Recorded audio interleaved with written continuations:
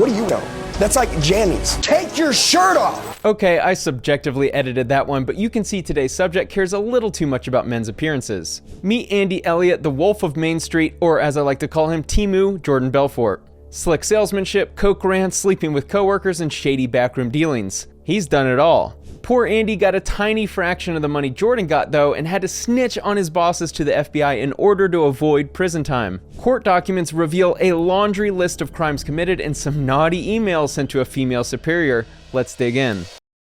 You don't want to look like you look right now, do you? Okay, then fucking change it. Andy is a sales and success trainer who uses interesting methods to teach. Shave your head so fucking fast. I would shave his face. I'd fucking throw a tan on his ass.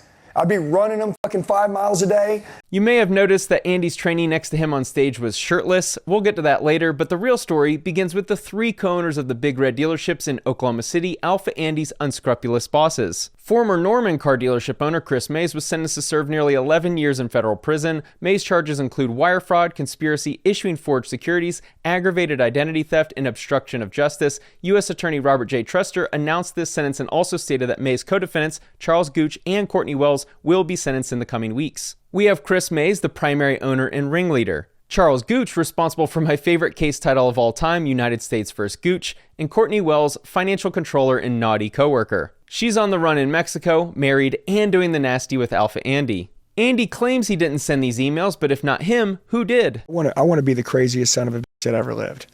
I want to be the guy, and it says he told the truth. Meet me upstairs after the girls all leave. Your effing P felt so good yesterday, I've got to give my thick C to you again. I want you on your knees, mouth wide open when I walk in so I can slide my C down your T. I have a huge load of C ready for your nasty little mouth after I rail the F out of your tight little pink P. Text me on the CL phone when it's clear and be undressed on your knees. This isn't the only time Andy has been explicit about his sex life. By the way, if you're married and you're watching this, I'm just telling you, dude, we have sex every single day. Since his current wife works for him, maybe he's always had the boss coworker fetish. Courtney replies, dude, don't hit me up on the company email. I'll for sure let you know when it's clear. My pee is so sore from yesterday. You effed the S out of me. Did you like the pic I sent you of my red swollen pee? And get ready, I'm going to try and S every drop of that load. While certainly entertaining, dirty company emails aren't a crime as long as they're consensual. What is sketchy though is doing under-the-table cash deals and sleeping with minors. Courtney writes to Andy, don't get caught taking money from these wholesalers. He's for sure not paying attention to anything and hasn't since Lindsay effed those high school boys. Make sure it always runs a profit and a couple hundred per car to us in cash only from these wholesalers is perfect. Be smart and don't get greedy. Andy replies, I got this. You stress way too much over nothing. I got these guys right where I want them. They bring us cash every week and I promise the boss man will never find out. I've got him sold on these guys are all straight and would never give us cash under the table. He suspects nothing. Now relax and let daddy do his job. Court documents detail the full story as Andy lets it all fly under the safety of immunity. Some of his YouTube videos have funny quotes knowing his backstory. You're an idiot. Fine. Stay down. Drowned. Go ahead, drown, but stop bitching and quit telling everybody you want a better life, because you're a liar. Getting humiliated while shirtless will likely require that some of these guys see a therapist. Thanks to today's sponsor, BetterHelp, we all can have access to a therapist who can provide us with helpful, unbiased advice if our mental health is suffering. BetterHelp connects you with a licensed therapist who is trained to be a support system while you're in need. They offer access to over 30,000 therapists, allowing you to find the best match for your needs. Starting therapy is challenging, with many finding it difficult to connect with someone in their area or with the experience of face-to-face communication. Since everyone has a different need, BetterHelp provides a questionnaire in order for them to assess how to best match you with a therapist. The therapist they pick for you will have tons of experience dealing with whatever you're going through. Every single one of their therapists is licensed, has a master's or doctorate degree, and has spent over 3 years and 1,000 hours working with people just like you. And if you need to switch therapists for whatever reason, BetterHelp makes it easy to switch with no cost or worry. If you think therapy is for you, you can join the over 4 million people who have used BetterHelp. Use my link betterhelp.com/Spencer Cornelia or choose Spencer Cornelia during sign up for a special discount off your first month of therapy. So let's see what crimes he is not being prosecuted for, aka the stuff the FBI let him off the hook for. According to the first paragraph, what do you get out of this agreement with the United States? To not be prosecuted as long as I tell the truth. All right, and so the first paragraph, you won't be prosecuted by our office for bank fraud, false statements to banks, wire fraud, aggravated identity theft, or any other violations associated with that stuff. Yes, ma'am, that is correct. Andy loves to brag about how much money he made selling cars. Hey guys, how you doing? It's Andy Elliott. Check this out. This will be the one and only, the final time that I show you guys a 1-month paycheck stub. This is going to be from the month of January. This is Elliott Ghetto Productions here. My record month selling cars was $715,000, and I'm going to tell you this. My record for selling cars in the U.S. is $716,000. That was my highest year to date, and that was selling cars, not being a manager, not being a GM, but selling cars, and then making $2 million as being a GM. But when we look under the hood, we can see where the money came from. Andy and the Big Red team had a crafty system they used to deceive the banks into letting them sell to unqualified buyers. We brought in a lot of bad credit customers. These people came in. A lot of these people have shopped around at different companies. They've tried to purchase vehicles. A lot of them could not all the way purchase because of something. Maybe they had an open trade-in. Maybe they didn't make enough money. Maybe they didn't have a down payment. And at Big Red, we could just really fill in the dots with whatever they needed to make that deal happen.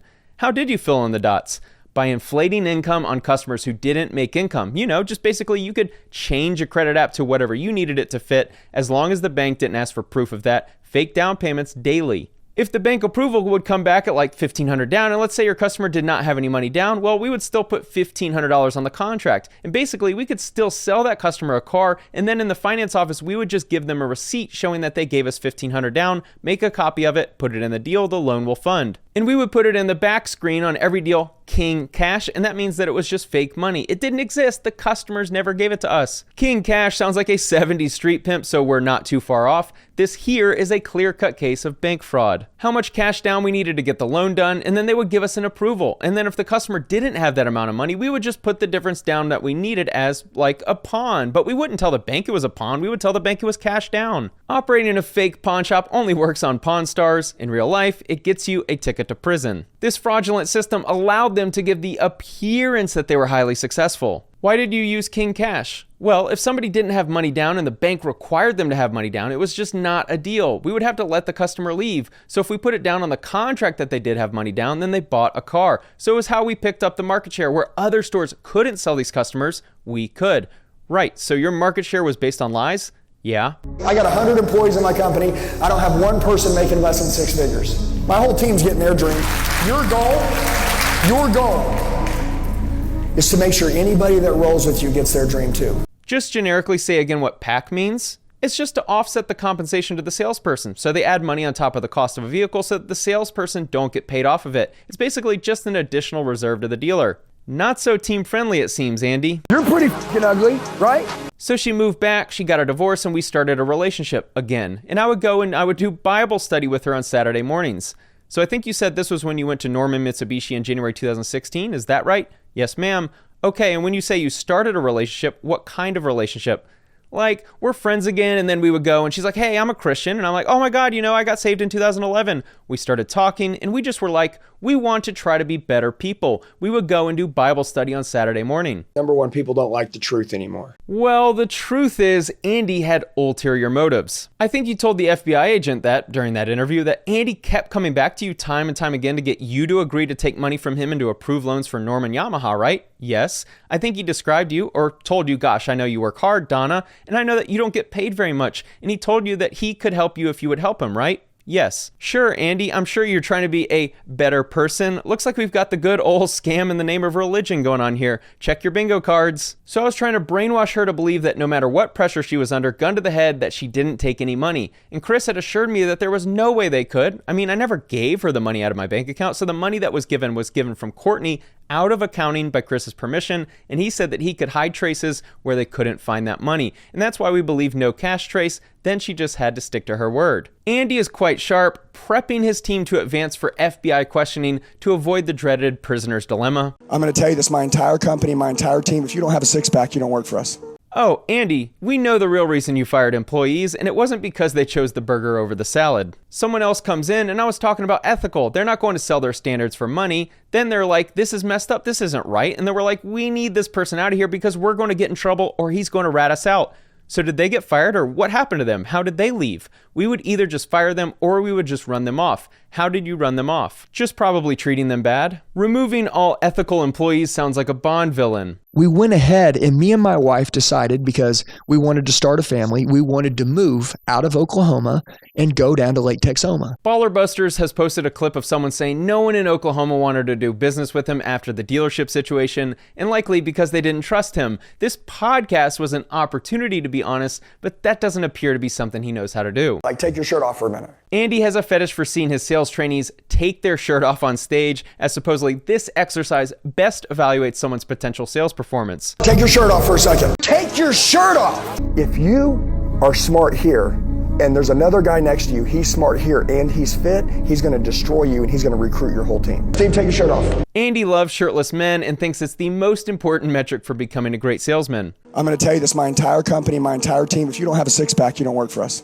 I'm a boss who fires anyone without six-pack abs. I have high standards. If you get hired on in our company, you got a certain amount of time to get your body in shape. Or it just shows me you don't care, Elliot said. I mean, I've got one, a six-pack. 90% of my team has one. And you know, if I say get a six-pack, my team understands what I mean. What isn't shown is his hiring process, where a majority of the interview is done inside a private room where the candidate rips off their shirt. If you want a job at the pool clubs here in Vegas, you legitimately do have your interview with your clothes off. So maybe Alpha Andy is trying to emulate the day clubs here and have his own team of pool boys. If you're wanting to earn 7, 8, 9 plus figures a year, this is the right mastermind for you. If the only requirement is having a six-pack and an incessant desire to take your shirt off in front of Andy, then I'll recruit the Thunder from Down Under boys and get a 20% management fee. The easiest way to 7 figures is by hosting masterminds. He has a mastermind called The Brotherhood, aka Andy's new best friend, where you pay a one-time membership fee of $75,000, then just $1,600 a month. Becoming friends with Sydney Sweeney and having her personal phone number might be worth $75 grand, but for shirtless Andy, I'm not so sure. But the guys at the dealership where I worked, so I was in the automotive industry and I switched over, I remember a couple of them coming over to my house and telling me, like, just like this, like, we can't wait to watch you fail. Andy was telling a story about the time in his life where he needed to transition to something else after auto sales. You literally quit your job. You're going broke. You're telling your family you can go do something that you know you can't do. You don't even have a social media account. Like, wake up, man. His close friends were jabbing him for potentially going broke, but he claims to have been making high 6 figures to 7 figures per year in rural Oklahoma at this time. I've never been to Oklahoma, but I know it would be nearly impossible going broke making $700,000 a year in this city. Maybe I'm looking too much into that interview clip, but I'm skeptical he was as successful as he claims he was, and considering his success persona was built on committing bank fraud, I'm even more skeptical. If you go to a Starbucks right now and somebody was taking a survey, what do you think about car salesmen? People would say robbers, cheats, thieves, and liars. Question is, what would they say after they met you? Yes, Andy, congrats. You proved them right. In a way, it's sad. Andy wasn't even the ringleader. There won't be a movie made about his life, but maybe one day you can buy his action figure, Alpha Andy, on Alibaba. Thanks for watching.